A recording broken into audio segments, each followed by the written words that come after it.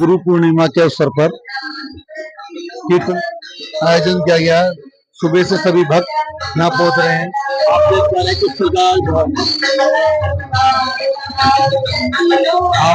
सीधा आप दर्शन कर पा रहे हैं बाबा न्यू करोड़ी आश्रम। ये भक्त नन्ही बच्ची जो लगातार बाबा की सेवा में भजन की सेवा देती है।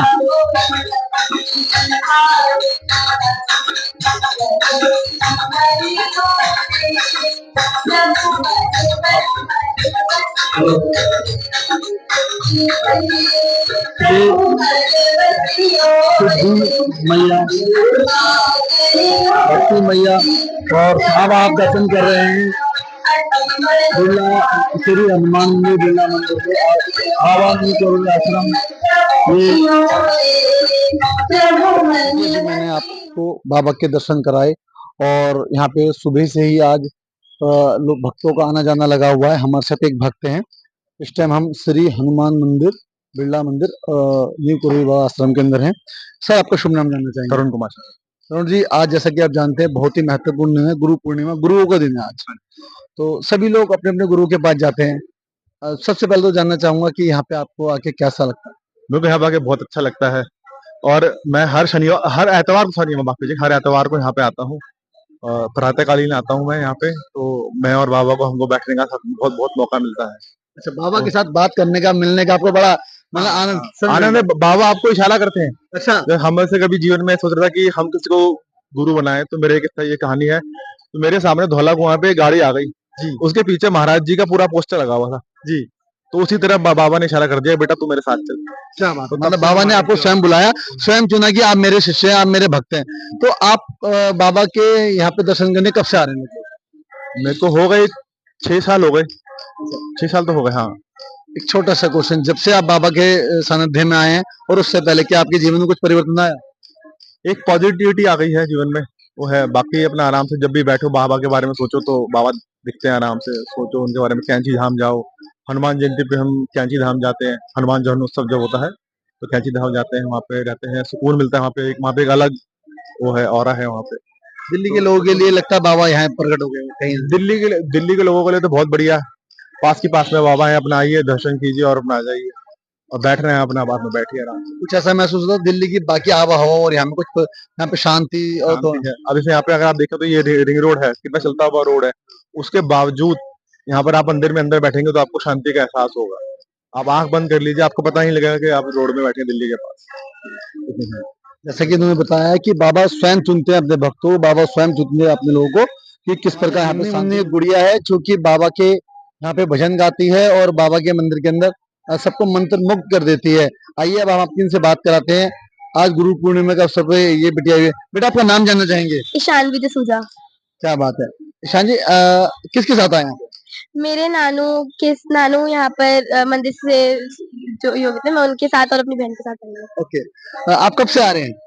हम 1 महीने से आ रहे हैं, 1 डेढ़ महीने से। कैसा लगता है यहाँ पे आकर? बहुत आनंदित होता है यहाँ पे, मतलब बहुत लोग आते हैं और बहुत ही अच्छा माहौल होता है। हाँ जी। क्या कहना चाहेंगे आज के दिन के बारे में? सॉरी, क्या कहना चाहेंगे, लोगों के लिए संदेश देना चाहेंगे? आपने कहाँ से सीखा भजन?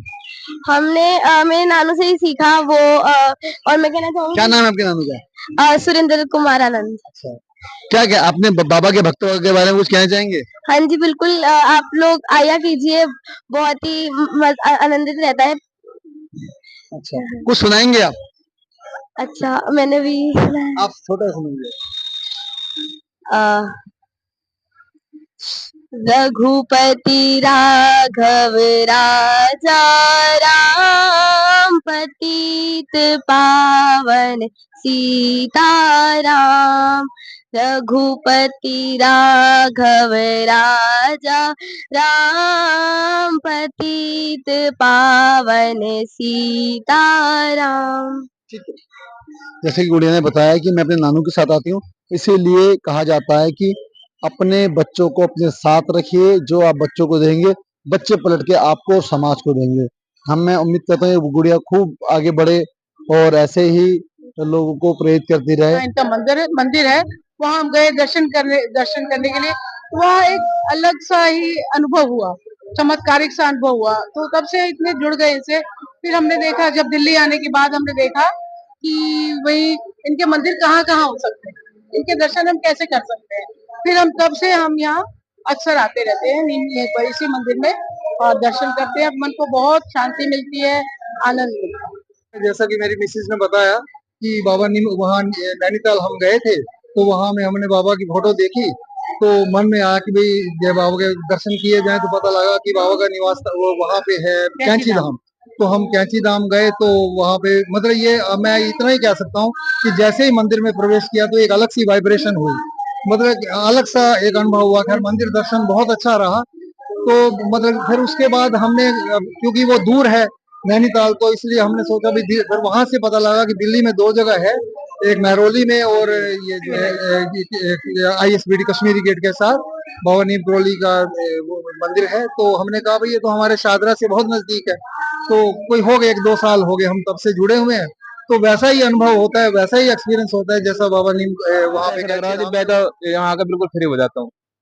मेरा किसी चीज से मैं कहीं ध्यान नहीं लगता, सिर्फ यहाँ बाबा में ऐसी वो है कि मुझे कहीं ना कहीं से अपने दर्शन के लिए बुला ही लेते हैं, उनकी ऐसी कृपा है मेरे ऊपर। तो चलो, जैसे इन्होंने कहा कि बाबा की मुझ पर ऐसी कृपा है, मैं कहीं भी हूँ और मुझे अपना बाबा बुला लेते हैं, और मैं उम्मीद करूंगा इनके जीवन में हमेशा सुखी आए, ये समृद्ध सुख समृद्धि इनके जीवन में रहे और बाबा की कृपा इन पे बनी रहे, और ये ऐसा ही सनातन धर्म की सेवा करते रहे। ऐसे लोग जो कि हमारे देश के लिए बहुत जरूरी है।